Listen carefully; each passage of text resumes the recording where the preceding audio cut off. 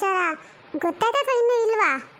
ಇಲ್ಲಮ್ಮ, ಅದ್ರ ಬಗ್ಗೆ ಅಂತೂ ನನಗೆ ಯಾವುದೇ ವಿಚಾರನೂ ಇದುವರೆಗೂ ಗೊತ್ತಾಗಿಲ್ಲ. ಅಲ್ಲ ಬಾವ, ಇವಾಗ ಏನು ಮಾಡೋಕ್ಕಾಗುತ್ತೆ? ಅಲ್ಲ, ಕಂಪ್ಲೇಂಟ್ ಕೊಟ್ಟಿದ್ರು ಏನೂ ವಿಷಯ ಗೊತ್ತಾಗಿಲ್ಲ ಅಂದರೆ ಇನ್ನು ನಾವು ಏನು ತಾನೇ ಮಾಡೋಕ್ಕಾಗುತ್ತೆ ಹೇಳಿ? ಅಯ್ಯೋ ರೀ, ಸುಮ್ಮನಿರಿ. ಇದೆಲ್ಲ ಕಿತಾಪತಿನೂ ನನಗೇನೋ ಡೌಟು, ನಮ್ಮ ಅತ್ತಿಗೆ ಕೈವಾಡ ಇರಬೇಕು ಅಂತ. ಯಾಕೆಂದರೆ ಮಗಳನ್ನ ಕೊಟ್ಟಂಗೂ ಇರಬೇಕು, ನಮ್ಮ ಮಾನ ಮದಿ ಕಳ್ದಂಗೂ ಇರಬೇಕು ಅಂತ ಏನಾದರೂ ಯೋಚನೆ ಮಾಡಿದರೆ ಹೆಂಗೆ ಅದಕ್ಕೆ ನೀವು ಹಿಂಗೇನು ಮಾತಾಡ್ತಾ ಇದ್ದೀರಾ? ಅಲ್ಲ, ನಾನು ಹಂಗೆ ಮಾಡ್ತೀನಾ? ನಾನು ಆ ಥರ ಮಾಡಿದ್ರೆ ನನಗೇನು ಸಿಗುತ್ತೆ? ಅಲ್ಲ, ನನ್ನ ಮಗಳು ನನಗೆ ಮುಖ್ಯ ಅಲ್ವಾ? ಅಂದರೆ ನಿಮ್ಮ ಮನಸ್ಸಲ್ಲಿ ನೀವೇನು ಯೋಚನೆ ಮಾಡ್ತಿದ್ದೀರಾ? ನನಗೆ ನಿಮ್ಮ ಮೇಲೆ ಅಂಥ ದ್ವೇಷ ಐತೆ ಅಂತ ಅಂದ್ಕೊಬಿಟ್ರ ನೀವು? ಅದಕ್ಕೆ ದಯವಿಟ್ಟು ಹಂಗೆಲ್ಲ ಮಾತಾಡಬೇಡಿ. ನಾನು ಮೊದಲೇ ನನ್ನ ಮಗಳಿಲ್ಲ ಅಂತ ತುಂಬ ನೋವಲ್ಲಿದ್ದೀನಿ.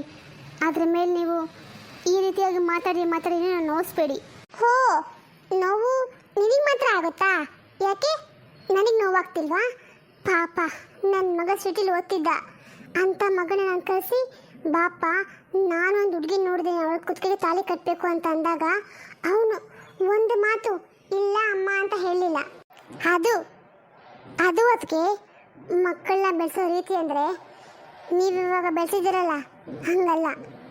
ನಮ್ಮ ಅಪ್ಪ ಅಮ್ಮ ಮಾನ ಮದಿ ಏನಾಗುತ್ತೋ, ನನ್ನ ಮದುವೆ ಮಾಡ್ಕೋಬೇಕು ಅಂತ ಹುಡುಗನ ಮನೆಯವ್ರ ಮಾನ ಮದಿ ಏನಾಗುತ್ತೋ, ಯಾರ ಜೀವ ಹೋಗುತ್ತಂತ ಒಂದು ಕಿಂಚಿತ್ತು ಯೋಚನೆ ಇಲ್ದಿರೋ ಅವಳು ಎಲ್ಲೋದು ನಮಗೇನು ರೀ? ನೀವೇನು ಯೋಚನೆ ಮಾಡೋಕ್ಕೋಗ್ಬೇಡಿ. ನಾನು ಇವಾಗ ಯಾವ ಮುಹೂರ್ತ ನೋಡಿದ್ದೀನಲ್ಲ, ಅದೇ ಮುಹೂರ್ತಕ್ಕೆ ನನ್ನ ಮಗನ ಮದುವೆ ಆಗೇ ಆಗುತ್ತೆ. ನಾನು ಇನ್ನೊಂದು ಹುಡುಗಿ ನೋಡ್ತೀನಿ, ಆ ಹುಡುಗಿ ಕೂತ್ರೆ ನನ್ನ ಮಗ ತಾಳಿ ಕಟ್ಟೆ ಕಟ್ತಾನೆ. ಅಮ್ಮ, ನೀನೇನು ಮಾತಾಡ್ತಾ ಇದೀಯಮ್ಮ? ನನ್ನನ್ನು ನೀನು ಗೊಂಬೆ ಅಂತ ಅನ್ಕೋಬಿಟ್ಟೆ ಹೇಗೆ? ಬೇರೆ ಹುಡುಗಿಗೆ ನಾನು ತಾಳಿ ಕಟ್ಟಬೇಕಾ? ಅದು ಸಾಧ್ಯ ಇಲ್ಲಮ್ಮ. ನಾನು ಯಾವತ್ತೂ ಇಷ್ಟಪಟ್ಟಿದ್ದು ಮಾನಸನ್ ಮಾತ್ರ. ನನ್ನ ಮದುವೆ ಅಂತಂದರೆ ಅದು ಅವಳ ಜೊತೆ ಮಾತ್ರ ಅಮ್ಮ. ಅವಳ ಸ್ಥಾನದಲ್ಲಿ ನಾನು ಬೇರೆ ಯಾರು ನೋಡೋಕೆ ಇಷ್ಟಪಡೋದಿಲ್ಲ. ಆಯ್ತಪ್ಪ, ಆಯಿತು. ನೀನು ಹೇಳಿದೆ ಅಂತ ಅವಳನ್ನ ಹೋಗಿ ಹುಡ್ಕೊಬಂದು ಅವಳು ಹೇಗಿದ್ರು ಪರವಾಗಿಲ್ಲ, ನಿನಗೆ ಅವಳು ಇಷ್ಟ ಆದ್ಲು ಅನ್ನೋ ಒಂದು ಕಾರಣಕ್ಕೆ ಅವಳಿಗೆ ಇಷ್ಟ ಇಲ್ಲ ಅಂದ್ರೂ ನಾನು ತಂದು ಅವಳನ್ನ ಮದುವೆ ಮಾಡ್ಕೋಬೇಕಾ? ಅಲ್ಲ ಕಣೋ, ನಿಂಗೆ ಸ್ವಲ್ಪ ಸ್ವಾಭಿಮಾನ ಅಂತ ಏನೂ ಇಲ್ವಾ? ನಿನ್ನಂತ ಹುಡುಗನ್ನೇ ಬೇಡ ಅಂತ ಬಿಟ್ಟೋಗಿರೋ ಅವಳನ್ನ ಇನ್ನು ಮನಸ್ಸಲ್ಲಿ ಇಟ್ಕೊಂಡಿದ್ಯಲ್ಲ, ನನಗೆ ಏನು ಹೇಳಬೇಕು? ನೋಡು ಮನೋಜ, ಅವಳು ನಮಗೆ ಬೇಡ ಆಯ್ತಾ? ಅವಳನ್ನ ಮರ್ತ್ಬಿಡು. ಅಮ್ಮ, ಆ ವಿಷಯ ಆಮೇಲೆ, ಮೊದಲವಳಿಗೆ ಏನಾಗಿದೆ ಅಂತ ನೋಡೋಣ, ಆಮೇಲೆ ಈ ಮದುವೆ ಮಾತುಕತೆ ಇಲ್ಲ. ನಾನು ಸಾಧ್ಯ ಇಲ್ಲ ಕಣೋ, ನೀವೆಲ್ಲ ಹೇಳ್ದಂಗೆ ಕುಣಿಯೋಕೆ ನನ್ನ ಕೈಲಿ ಆಗಲ್ಲ. ನನ್ನ ಮಗನ ಮದುವೆ ಆಗಬೇಕು ಅಷ್ಟೇ. ಕಮಲು, ಇದೇನು ನಿನ್ನ ಮಾತಿನ ಅರ್ಥ? ಹಾಂ, ಯಾಕೆ ಹಿಂಗೆ ಹಠ ಮಾಡ್ತಾ ಇದೆಯಾ ಅಂತ? ಮೊದಲು ಪರಿಸ್ಥಿತಿ ಕಡೆ ಗಮನ ಕೊಡು, ಏನಾಗಿದೆ ಅಂತ. ಅದನ್ನು ಬಿಟ್ಬಿಟ್ಟು ಎಲ್ಲರೂ ಹಿಂಗೆ ಬೈಕೊಂಡು ಕೂತ್ಕೊಂಡ್ರೆ ಸರಿಯಾಗುತ್ತಾ ಹೇಳು? ನಿಮಗೆ ಬರೀ ನನ್ನ ಬೈಯೋದಷ್ಟೇ ಕಾಣಿಸ್ತದೆ. ನನ್ನ ಮನಸ್ಸಿಗೆ ಆಗ್ತಿರೋ ನೋವು ಯಾರಿಗೂ ಕಾಣಿಸ್ತಾ ಇಲ್ಲ. ಅಲ್ಲ, ಇಷ್ಟು ವರ್ಷ ಇಡೀ ಊರಲ್ಲಿ ನಮ್ಮ ಬಗ್ಗೆ ಎಷ್ಟು ಗೌರವ ಕೊಟ್ಟು ಮಾತಾಡ್ತಾರೆ. ನಮ್ಮದು ಎಂಥ ಕುಟುಂಬ. ಇವಾಗ ಊರಿನ ಜನ ನಮ್ಮನ್ನ ಹೇಗೆ ಅಂತಾರೆ ಅಂತ ನಿಮ್ಗೆ ಸ್ವಲ್ಪ ಯೋಚನೆ ಮಾಡಿದ್ದೀರಾ ರೀ? ಒಂದು ವೇಳೆ ಈ ಮದುವೆ ನಿಂತೋದ್ರೆ ನಾನಂತೂ ಖಂಡಿತ ಬದುಕೋದಿಲ್ಲ. ಅದೇ ಮುಹೂರ್ತಕ್ಕೆ ನನ್ನ ಮಗನ ಮದುವೆ ಆಗಬೇಕು, ಅಷ್ಟೇ ನನಗೆ ಬೇಕಾಗಿರೋದು. ಕಮಲು, ನೀನು ಯೋಚನೆ ಮಾಡಬೇಡಮ್ಮ. ಮನಸ ಎಲ್ಲಿದ್ದರೂ ಬಂದೇ ಬರ್ತಾಳೆ. ಅವಳಿಗೆ ಜವಾಬ್ದಾರಿ ಇದೆಯಮ್ಮ. ನೀನೇನು ಯೋಚನೆ ಮಾಡೋಕ್ಕೆ ಹೋಗ್ಬೇಡ. ಹೌದು, ಅದಕ್ಕೆ ನಿಮ್ಮ ಅಣ್ಣ ಹೇಳ್ತಾ ಇರೋದು ನಿಜಾನೇ. ಅವಳು ಎಲ್ಲೂ ಹೋಗಿರಲ್ಲ, ಖಂಡಿತ ಬಂದೇ ಬರ್ತಾಳೆ. ನನ್ನ ಮಕ್ಕಳನ್ನ ನಾನು ಆ ಥರ ಬೆಳೆಸಿಲ್ಲ, ಅದಕ್ಕೆ ಭಯ ಭಕ್ತಿಯಿಂದನೇ ಬೆಳೆಸಿದ್ದೀನಿ. ಸ್ವಲ್ಪ ಮುದ್ದು ಮಾಡಿದ್ದೀವಿ, ಇಲ್ಲ ಅಂತಲ್ಲ, ಆದರೆ ಕೆಟ್ಟ ಬುದ್ಧಿ ಮಾತ್ರ ಕಲಿಸಿಲ್ಲ. ಅದಕ್ಕೆ ದಯವಿಟ್ಟು ಹಂಗಿಲ್ಲ ಅನ್ಬೇಡಿ. ಆಯಿತು, ನೀವು ಹೇಳ್ದಾಗ ಕೇಳ್ತೀನಿ. ಆದರೂ ಒಂದು ವೇಳೆ ಮೂರ್ತಿ ಟೈಮ್ಗೆ ನಿನ್ನ ಮಗಳು ಬರದೇ ಹೋದರೆ ಆವಾಗ ಏನು ಮಾಡ್ತೀರಾ? ಹಾಂ, ನನ್ನ ಮಗನ ಹಸೆ ಮನೆಯಿಂದ ಎಬ್ಬಿಸ್ತೀರಾ? ಹಾಂ, ಹೇಳಿ ಅಣ್ಣ, ಹೀಗೆ ಮಾತಾಡು. ಅದಕ್ಕೆ ಒಂದು ವೇಳೆ ಹಂಗೇನಾದರೂ ಆಗಿಬಿಟ್ರೆ ನಾನು ನಿಮಗೆ ಕೊಟ್ಟಿರೋ ಮಾತನ್ನ ಯಾವುದೇ ಕಾರಣಕ್ಕೂ ಮುರಿಯಲ್ಲ. ನನ್ನ ಮಗಳ ಜೊತೆ ನಿಮ್ಮ ಮಗನ ಮದುವೆ ಖಂಡಿತ ಹಾಗೆ ಆಗುತ್ತೆ ಅಂತ ನಾನು ಮಾತು ಕೊಟ್ಟಿದ್ನಲ್ಲ, ಅದು ಖಂಡಿತ ಆಗುತ್ತೆ. ಜಾನಕಮ್ಮ, ನೀನು ಮಾತಾಡ್ತಾ ಇದೀಯಮ್ಮ? ಹೌದು ಅಣ್ಣ, ನನಗೆ ನನ್ನ ಮಕ್ಕಳ ಜೀವನಕ್ಕಿಂತಲೂ ಅವ್ರ ಆಸೆಗಳಿಗಿಂತನೂ ನನ್ನ ಕುಟುಂಬದ ನನ್ನ ಗಂಡನ ಮನೆತನದ ಮಾನ ಮರ್ಯಾದೆನೇ ಮುಖ್ಯ ನನಗೆ. ಅದಕ್ಕೋಸ್ಕರ ನಾನು ಎಲ್ಲಿಗೆ ಊರಿಗೆ ಹೋಗ್ಬೇಕಾದ್ರೂ ಹೋಗ್ತೀನಿ ಅಣ್ಣ. ಅದಕ್ಕೆ ಇವಾಗ ಕೇಳಿ, ನಾನು ನಿಮಗೆ ಮಾತು ಕೊಡ್ತೀನಿ. ಒಂದು ವೇಳೆ ನಮ್ಮ ಮಗಳ ಮಾಂಸ ಬರದೇ ಹೋದರೆ ನನ್ನ 2ನೇ ಮಗಳ ತನನ ಕೊಟ್ಟು ನಿಮ್ಮ ಮಗನಿಗೆ ಮದುವೆ ಮಾಡ್ತೀನಿ. ಅತ್ತೆ, ನೀವೇನು ಮಾತಾಡ್ತಾ ಇದ್ದೀರಾ? ಹೌದಪ್ಪ ಮನೋಜ, ನನಗೆ ದಾರಿ ಬಿಟ್ಟರೆ ಬೇರೆ ಯಾವುದಾದ್ರೂ ಕಾಣಿಸ್ತಾ ಇಲ್ಲ. ದಯವಿಟ್ಟು ಇದಕ್ಕೆ ಇಲ್ಲ ಅಂತ ಮಾತ್ರ ಹೇಳಬೇಡ, ಒಪ್ಕೋ. ಮಾವ, ಅತ್ತೆಗೆ ಏನಾಗಿದೆ? ಯಾಕೆ ಹಿಂಗೆ ಮಾತಾಡ್ತಾ ಇದ್ದಾರೆ? ಹೌದಪ್ಪ, ನಿಮ್ಮ ಅತ್ತೆ ಹೇಳೋದು ಕರೆಕ್ಟಾಗಿದೆ. ಹೌದಪ್ಪ, ಯಾಕೆಂದರೆ ನಾವು ನಮ್ಮಿಬ್ಬರ ಮಕ್ಕಳನ್ನೂ ಒಳ್ಳೆ ರೀತಿಯಲ್ಲಿ ಬೆಳೆಸಿದ್ದೀವಿ. ಆದರೆ ನಮ್ಮ ಹಣೆಬರ ಕೆಟ್ಟದಾಗಿ ನನ್ನ ಮಗಳಿಗೆ ಮಾಡ್ಬಿಟ್ರೆ ಅದಕ್ಕೆ ನಾವೇ ಹೊಣೆ ಆಗಬೇಕಲ್ಲ. ಅದಕ್ಕೆ ನಿಮ್ಮ ಅತ್ತೆ ತೀರ್ಮಾನ ಸರಿ ಇದೆ ನನಗೂ ಅನ್ನಿಸ್ತಿದೆ. ದಯವಿಟ್ಟು ನೀವು ಇದಕ್ಕೆ ಇಲ್ಲ ಅನ್ಬೇಡಪ್ಪ. ನೀವು ಅಷ್ಟೇ, ದಯವಿಟ್ಟು ಇಲ್ಲ ಅನ್ಬೇಡಿ, ಒಪ್ಕೊಳ್ಳಿ. ಮಾವ, ಅಯ್ಯೋ ಅಪ್ಪ, ಇದೇನಾಗ್ತಿದೆಪ್ಪ? ನೀವಾದರೂ ಹೇಳಿ. ಅಮ್ಮ, ಏನಾದರೂ ಮಾತಾಡು ಅಮ್ಮ. ಯಾಕೆ ಹಿಂಗೆ ಸೈಲೆಂಟಾಗಿ ಇದ್ಬಿಟ್ಟಿದ್ಯಾ ನೀನು? ಏನಾಯ್ತಮ್ಮ ನಿನಗೆ? ನೋಡಪ್ಪ ಮನೋಜ, ನನಗಿದ್ರಲ್ಲಿ ಯಾವುದೇ ರೀತಿ ತಪ್ಪು ಕಾಣಿಸ್ತಾ ಇಲ್ಲ. ನನಗೆಲ್ಲದಕ್ಕಿಂತಲೂ ಮಾನ ಮರ್ಯಾದೆ, ನನ್ನ ಗಂಡನ ಗೌರವನೇ ಮುಖ್ಯ. ಹಾಗಾಗಿ ನೀನು ಇದಕ್ಕೆಲ್ಲ ಒಪ್ಕೊಳ್ಳೇಬೇಕು. ನನಗೇನು ಹೇಳಬೇಕು ಅಂತ ಅನ್ನಿಸ್ತಿಲ್ಲಪ್ಪ. ಇದೇನಿದು ಎಲ್ಲ ಬಂದು ನನ್ನ ತಲೆಗೆ ಸುತ್ಕೊತಲ್ಲ ಇದು? ಇವರಿಬ್ರು ಹಿಂಗೆ ಹೇಳ್ಬಿಟ್ಟು ಹೋಗ್ಬಿಟ್ರೆ ನಾನೇನು ಮಾಡಬೇಕು? ನನ್ನ ಮಾತನ್ನ ಯಾರು ಕೇಳ್ತಾರೆ? ಎಲ್ಲೋದ್ಲು ಈ ಮಾನಸ? ನನಗೆ ಕಳಿಸಿದ ಅಡ್ರೆಸ್ಸು ಇಲ್ಲೇ ಇತ್ತಲ್ಲ. ಹೌದು, ನಾನು ಸರಿಯಾಗೇ ಬಂದಿದ್ದೀನಿ, ಆದರೆ ಇಲ್ಲೆಲ್ಲೂ ಕಾಣಿಸ್ತಿಲ್ವಲ್ಲ. ಎಲ್ಲಿ ಹುಡುಕ್ಲಿ ಇವಳನ್ನ? ಫೋನ್ ಮಾಡೋಣ ಅಂದರೆ ಸ್ವಿಚ್ ಆಫ್ ಬರ್ತಾಯಿದೆ ಫೋನು. ದೇವರೇ, ಇವಾಗ ಎಲ್ಲಪ್ಪ ಹುಡ್ಕೋದು ಇವಳನ್ನ? ಇಲ್ಲಿ ಯಾರನ್ನಾದ್ರೂ ಕೇಳೋಣ ಅಂತ ಅಂದ್ಕೊಂಡ್ರೆ ಏನಂತ ಕೇಳಲಿ? ಶರತ್, ಅಂತೂ ಇಂತೂ ನೀನು ಬಂದಿಯಲ್ಲ. ನೀನು ಎಲ್ಲಿ ಬರೋದಿಲ್ವ ಅಂತ ನನಗೆ ತುಂಬ ಭಯ ಆಗಿಬಿಟ್ಟಿತ್ತು. ಮನ್ಸ, ನಿನ್ಗೇನಾಗಿದೆ ಮನ್ಸ? ಯಾಕೆ ಈ ಥರ ಮಾಡಿದೆ? ಅದೆಲ್ಲಾದರೂ ಹೋಗಲಿ, ನಿಂಗೇನಾಗಿಲ್ವಲ್ಲ? ನೀನು ಚೆನ್ನಾಗಿದೆ ತಾನೆ? ನನಗೇನೂ ಆಗಿಲ್ಲ, ನಾನು ಚೆನ್ನಾಗೇ ಇದ್ದೀನಿ.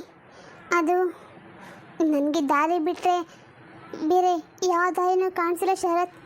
ಅದಕ್ಕೆ ನಾನು ಈ ತೀರ್ಮಾನ ತಗೊಂಡ್ಬಿಟ್ಟೆ. ಇಲ್ಲ ಅಂದರೆ ಮಾನ್ಸ, ನಾನು ನಿನ್ಗೇನು ಹೇಳಬೇಕು ಅಂತ ಅರ್ಥ ಆಗ್ತಾ ಇಲ್ಲ. ಆದರೆ ಇವಾಗ ನಾವು ಮಾಡೋಕ್ಕೆ ಕೊಟ್ಟಿರೋದು ಸರಿನೋ ತಪ್ಪದು ನನಗೆ ಗೊತ್ತಿಲ್ಲ. ಆದರೆ ಇದರಿಂದ ಕೆಲವು ಮನೆಗಳಿಗಂತೂ ತುಂಬ ನೋವಾಗುತ್ತೆ. ಗೊತ್ತು ನನಗೆ ಶರತ್, ನಮ್ಮ ಅಪ್ಪ ಅಮ್ಮಂಗೆ ತುಂಬ ನೋವಾಗುತ್ತೆ. ಈ ಮದುವೆ ನಿಂತೋಗುತ್ತೆ. ಅಷ್ಟೇ ಅಲ್ಲ, ನಮ್ಮ ಅತ್ತೆಗೂ ನಮ್ಮ ಅಪ್ಪಂಗೂ ಮಾತು ನಿಂತೋಗುತ್ತೆ. ನಮ್ಮ ಮೇಲೆ ಅತ್ತೆ ದ್ವೇಷ ಕಾಡ್ತಾರೆ, ನನಗೆಲ್ಲ ಗೊತ್ತು. ಆದರೆ ಈ ಕ್ಷಣದಲ್ಲಿ ನನಗೆ ಅನಿಸಿರೋದೇನು ಗೊತ್ತಾ? ಇದೆಲ್ಲದಕ್ಕಿಂತಲೂ ಮುಖ್ಯ ನನ್ನ ಜೀವನ, ನನ್ನ ಖುಷಿ, ನನ್ನ ಸಂತೋಷ ಅಷ್ಟೇ ಅಂತ ನನ್ನ ಮನಸ್ಸು ಹೇಳ್ತಿದೆ. ನಾನು ಹಿಂಗೆ ಯೋಚನೆ ಮಾಡೋದು ತಪ್ಪ? ಹೇಳು ಶರತ್. ನಾನು ನಿಂಗೇನು ಹೇಳಬೇಕು ಅಂತ ಅರ್ಥ ಆಗ್ತಾಯಿಲ್ಲ ಮನ್ಸ. ನಾನು ಇವಾಗ ಏನು ಮಾಡಬೇಕು ಅಂತ ಗೊತ್ತಾಗ್ತಾ ಇಲ್ಲ. ನೀನು ಫೋನ್ ಮಾಡಿದ ತಕ್ಷಣ ನಾನು ಹೊರಟು ಬಂದುಬಿಟ್ಟೆ. ನಾನು ಬರಬೇಕಾದ್ರೆ ಮನೋಜ ನಂಗೊಂದು ಮಾತು ಹೇಳ್ದ. ಅದೇನು ಅಂದರೆ, ನಿನಗೇನಾದರೂ ಒಂದು ಕಿಂಚಿತ್ತು ಮಾನಸನ ಬಗ್ಗೆ ಗೊತ್ತಾದ್ರೆ ನನಗೆ ಮೊದಲೇ ಹೇಳು ಅಂತ. ಆದರೆ ನನಗೆ ಆ ಮಾತು ಕೇಳಿ ತುಂಬ ಬೇಜಾರಾಯಿತು.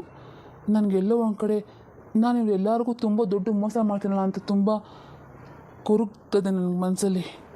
ನಾನು ಇವಾಗ ಏನು ಮಾಡಬೇಕು ಅಂತ ಗೊತ್ತಾಗ್ತಾ ಇಲ್ಲ ಮಾನಸ. ಓ ಹೌದಾ?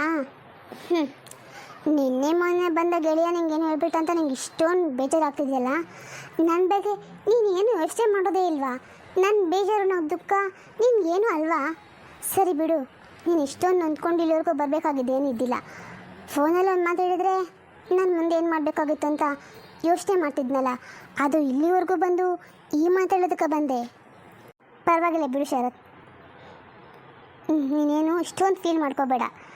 ಯಾಕೆಂದರೆ ನಾನು ಏನು ಹೇಳೋಕ್ಕೆ ಇಷ್ಟಪಡ್ತಾ ಇಲ್ಲ ಈಗ. ಅದು ನಿನಗಿಂತಲೂ ಹೆಚ್ಚಾಗಿ ನನ್ನ ಕುಟುಂಬ, ಅವರು ನನ್ನ ಸಂಬಂಧಿಕರು. ನನಗೆ ಆಗದಿರೋ ಬೇಜಾರು ದುಃಖ ನಿಂಗೇಕಾಗುತ್ತೆ? ಹಾಂ, ಅದು ಮಾನಸ. ಬೇಡ ಶರತ್, ಬೇಡ, ನೀನು ಏನು ಹೇಳ್ಬೇಡ. ಮಾನಸ, ಎಲ್ಲಿಗೆ ಹೋಗ್ತಿದ್ಯಾ? ನಿಂತ್ಕೋ. ಬೇಡ ಬೇಡ ಶರತ್, ನೀನು ಹೇಗೆ ಬಂದ್ಯೋ ಹಾಗೆ ಹೊರಟೋಗು. ನೋಡು, ಬಸ್ ಇನ್ನೂ ಅಲ್ಲೇ ಇದೆ. ನನಗೆ ತುಂಬ ಕೆಲಸ ಇದೆ ಮಾಡೋದಕ್ಕೆ, ಅದಕ್ಕೆ ನೀನು ಹೋಗು. ಮಾನಸ, ಯಾಕೆ ಹಿಂಗೆಲ್ಲ ಆಡ್ತದೆ ನೀನು? ನಿನ್ಗೆ ಏನು ಹೇಳಿದ್ರು ಇವಾಗ ಅರ್ಥ ಮಾಡ್ಕೊಳ್ಳೋಕ್ಕೆ ನಿಂಗೆ ಶಕ್ತಿ ಇಲ್ಲ. ಸರಿ, ಇವಾಗ ಹೇಳು, ನಾನು ಏನು ಮಾಡಬೇಕು ಅಂತ. ಸರಿ, ಹಾಗಾದರೆ ನನ್ನ ಜೊತೆ ಬಾ. ಎಲ್ಲಿಗಂತ ಹೇಳು ಮಾನಸ, ಬರ್ತೀನಿ. ನೀನು ಮೊದಲು ಬಾ. ಮಾನಸ, ಇಲ್ಲಿಗೆ ಕರ್ಕೊಬಂದಿದ್ಯಾ? ಇದು ದೇವಸ್ಥಾನ ಅಲ್ವಾ? ನಾವಿವಾಗ ದೇವಸ್ಥಾನಕ್ಕೆ ಹೋಗ್ಬೇಕಾ? ಹೌದು ಶರತ್, ನಾವಿವಾಗ ದೇವಸ್ಥಾನಕ್ಕೆ ಹೋಗಬೇಕು. ಅಷ್ಟೇ ಇಲ್ಲ, ನಾವಿಬ್ರು ಈಗ ಮದುವೆ ಮಾಡಿಕೊಂಡು ಆಮೇಲೆ ನಮ್ಮ ಮನೆಗೆ ಹೋಗಬೇಕು. ಮಾನಸ, ನೀನು ಏನು ಹೇಳ್ತಾ ಇದೆಯಾ? ಇವಾಗ ಮದುವೆ ಮಾಡ್ಕೊಂಡು ನಮ್ಮ ಊರಿಗೆ ಹೋಗ್ಬೇಕಾ? ನಿಂಗೆ ತಲೆಯಲ್ಲಿ ಬುದ್ಧಿ ಇದೆಯಾ ಇಲ್ವಾ? ಇವಾಗ ನಮ್ಮ ಊರಿನ ಪರಿಸ್ಥಿತಿ ಹೇಗಿದೆ ಅಂತ ನಿನಗೆ ಗೊತ್ತಿಲ್ಲ ಮಾನಸ. ನೀನು ಊರಲ್ಲಿಲ್ಲ ಅನ್ನೋ ವಿಷಯ ಗೊತ್ತಾದರೆ ಎಷ್ಟು ಅವಮಾನ ಆಗುತ್ತೆ. ನಿಮ್ಮ ಅಪ್ಪ ಅಮ್ಮ ಅತ್ತೆ ಮಾವನಿಗೆಲ್ಲ ಎಷ್ಟು ನೋವಾಗುತ್ತೆ. ಅದ್ರ ಬಗ್ಗೆ ಯೋಚನೆ ಮಾಡ್ದಲೇ ನಾವು ಮದುವೆ ಮಾಡ್ಕೊಳ್ತಲ್ದಲೇ ಊರಿಗೆ ಹೋಗ್ಬೇಕು ಅಂತ ಹೇಳ್ತೀಯಲ್ಲ, ನೀನು ಯಾಕೆ ಹಿಂಗೆ ಆಗ್ಬಿಟ್ಟಿದ್ಯಾ? ನೋಡು ಶರತ್, ನಂಗೆ ಅದು ಯಾವುದ್ರ ಬಗ್ಗೆನೂ ಯೋಚನೆ ಇಲ್ಲ. ನನಗೆ ನನ್ನ ಜೀವನ ಅಷ್ಟೇ ಮುಖ್ಯ. ನಾನು ಇನ್ನು ಮುಂದೆ ಹಾಗೆ ಯೋಚನೆ ಮಾಡ್ತೀನಿ. ನೀನೇನು ಕೇಳಬೇಡ, ನಂಗೆ ತಾಳಿ ಕಟ್ಟು ಅಷ್ಟೇ. ಊರಿಗೆ ಹೋಗ್ಬೇಕಾ ಬೇಡವಾ ಅಂತ ಆಮೇಲೆ ಮಾತಾಡೋಣ. ಸರಿ ಮಾನಸ, ನಿಂಗೆ ಏನು ಅನ್ಸುತ್ತೋ ಅದನ್ನೇ ಮಾಡು.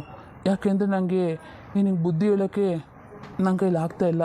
ನಾನು ಏನು ಹೇಳಿದ್ರು ನಿನಗೆ ಅರ್ಥ ಆಗೋ ಸ್ಥಿತಿಲಿ ನೀನಿಲ್ಲ.